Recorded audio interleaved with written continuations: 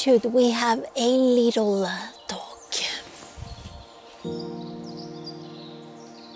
Everyone tells you to move on, forgive, reframe, think positive, but here's what you maybe don't hear often. Trauma doesn't untangle its scars, and you either learn to use that scar or it poisons you. No one warns you how much that stings. No one really tells you the version of you before it happened is actually gone.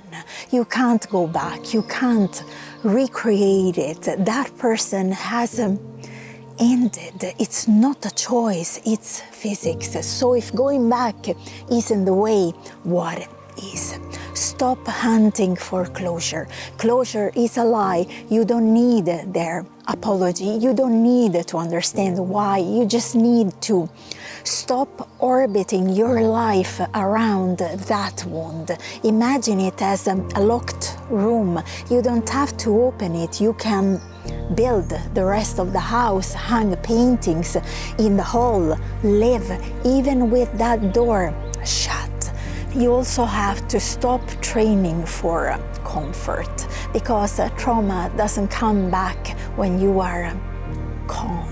It comes back under pressure. So you train there in the heat, cold water on your face, hold until your body says you can, speak up when your throat closes, teach your system it can stay alive inside the fire and last. Give the pain a job. Unused pain turns to poison. Pain with a purpose becomes fuel. Let it make you see danger faster. Let it make you protect someone else. Let it be the reason you never accept half-life again. Write this down because of what happened. I will finish the sentence.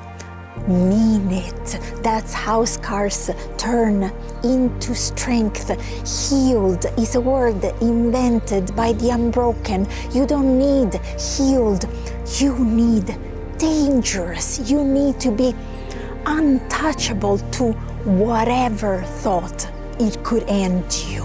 And the day you realize you are no longer afraid of breaking, that's the day you have recovered.